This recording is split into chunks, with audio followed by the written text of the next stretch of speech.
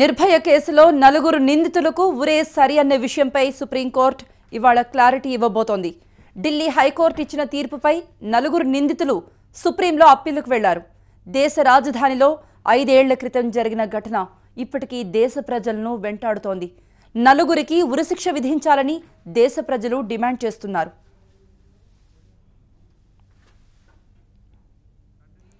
బస్లో నిర్భయను gang rape చేసి దారుణంగా హత్య చేసిన అక్షయ్, వినయ్ శర్మ, పవన్, ముఖేష్ల తరపున సుప్రీంకోర్టులో లాయర్ రాజా రామచంద్రన్ పిటిషన్ దాఖలు చేశారు.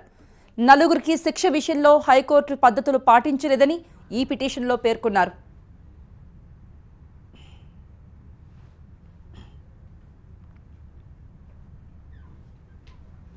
నలుగురి తరపున కేసును వాదించేందుకు రాజు రామచంద్రన్ను సుప్రీంకోర్టే లాయర్గా నియమించింది. అక్షయ్, వినయ్ శర్మ, పవన్, ముఖేష్లకు ఉరిశిక్ష విధిస్తూ సెషన్స్ కోర్టు ఇచ్చిన తీర్పును నవంబర్ 7, 2016న ఢిల్లీ హైకోర్టు సమర్థించింది. అయితే మరణశిక్షను రద్దు చేయాలని రామచంద్రన్ సుప్రీంకోర్టులో పిటిషన్ వేశారు.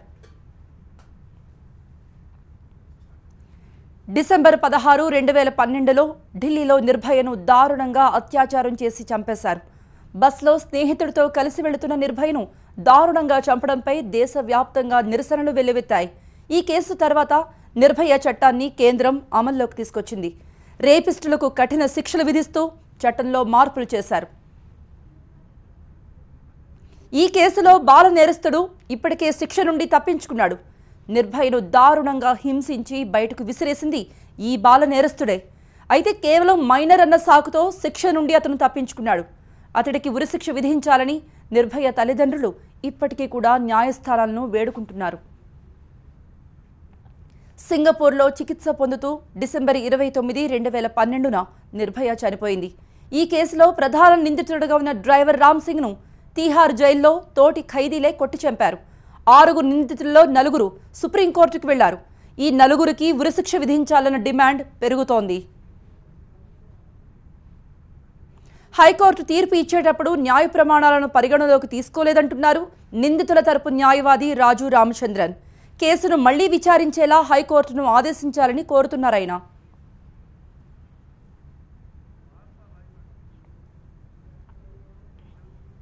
దీనిపై మరిన్ని అప్డేట్స్ మా ప్రతినిధి మహాత్మా లైవ్లో ఇస్తారు. మహాత్మా,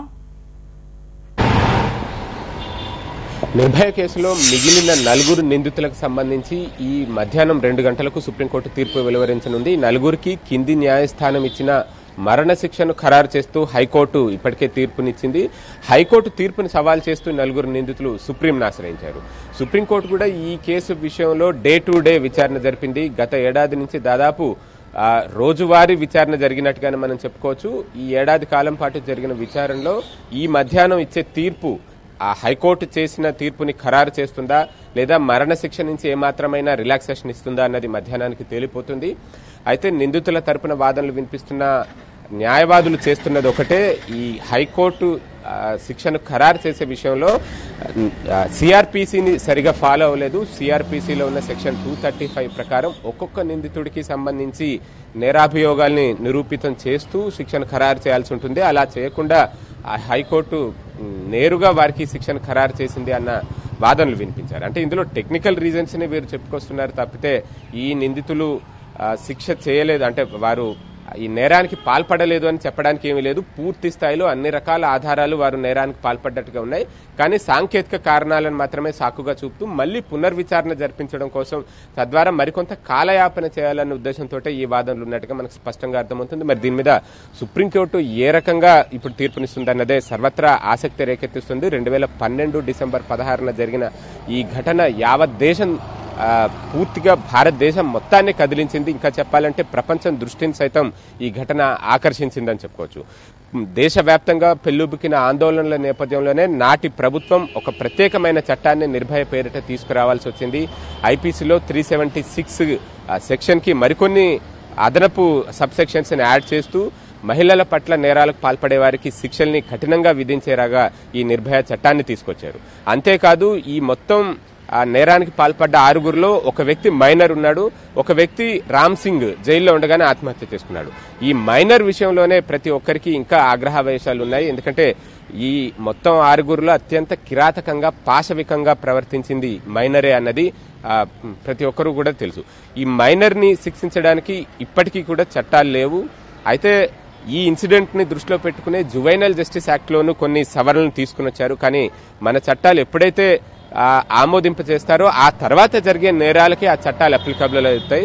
కాకపోతే ఈ మైనర్ చేసిన నేరం ఈ చట్టంలో సవరణలు తీసుకురావడానికంటే ముందు జరిగింది కాబట్టి అతని మీద అప్లై చేయడానికి లేకపోయింది. అందుకే 2015 డిసెంబర్లోనే అతను విడుదలై మైనర్ ఇప్పుడు పూర్తిగా స్వేచ్ఛా ప్రపంచంలో ఉన్నాడు. మిగతా ఈ 4 నిందితులకు ఈ మధ్యాహ్నం శిక్ష ఖరారు కానుంది. మరి మరణ శిక్ష సుప్రీంకోర్టు ఖరారు చేస్తుంది. ఎందుకంటే దేశవ్యాప్తంగా ప్రతి ఒక్కరూ ఈ 4కి కూడా ఉరిశిక్ష ఖరారు చేయాల్సిందేనని చెప్తున్నారు. ఇట్లాంటి నేరాలకు పాల్పడే వారికి ఇదొక హెచ్చరికగా మిగిలిపోవాలి. అట్లాంటి కేసు ఇది. దీనికి ఉరిశిక్ష విధిస్తేనే మిగతా చోట్ల నేరాలు తగ్గుతాయి అన్న అభిప్రాయంలోనూ కొంతమంది ఉన్నారు. మరి సుప్రీంకోర్టు ఏ రకమైన తీర్పునిస్తుందన్నది మరికొద్ది గంటల్లో తేలనుంది. మహాత్మా